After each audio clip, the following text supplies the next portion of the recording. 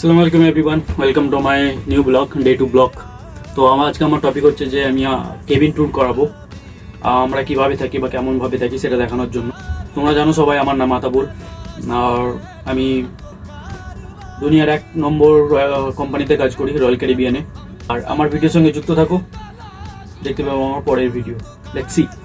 আমার কাছে একটা দাদা ডিএমএস ছিল, যেদিন দাদা বলেছেন যে কিভাবে তোমরা শিখে থাকো বা কতজন মিলে থাকো বা কী কী থাকে কেবিনের ভেতর, সে খুলবো সেটা দেখাচ্ছি। এটা আমার হচ্ছে কেবিন 4718, আর এটা হচ্ছে যে আমার চাবিকাঠি, সো এটা দিয়ে খুলবো আমি কেবিনটা।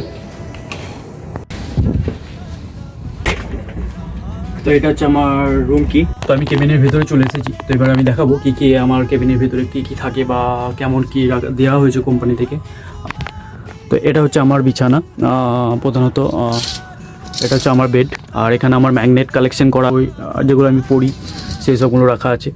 এখানে আমাদেরকে টিভি দেওয়া আছে, যখন মন খুশি আমরা মুভি রাখা আছে।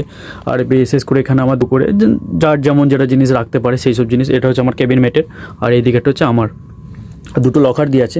লকারে বেসিক্যালি আমরা দুজনেই কিছু রাখি না, তার কিছু রাখা আছে। এখানে ফ্রিজও দেওয়া আছে, তো ফ্রিজ এখানে আছে। তো ফ্রিজের ভেতরে আমরা খুব একটা জিনিস এরকম রাখি না, স্প্রাইট এটা যেটা যেমন জিনিস রাখার জন্য আর কি।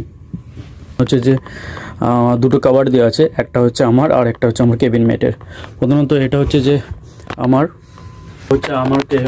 কভার। তো আমি এখানে নিজস্ব জামা প্যান্ট রাখতে পারি প্রধানত। আর বেসিক্যালি হচ্ছে যে আমরা এইভাবে থাকি এখানে। অ্যাকাউন্টটাকে ফলো করো, প্লাস সাপোর্ট দিও আমাকে। তো আমি আপনাদেরকে আরও ভিডিও দিতে থাকবো। তো যদি আমাকে সাপোর্ট করেন তো আমার ভিডিও আরও দেখতে পাবেন।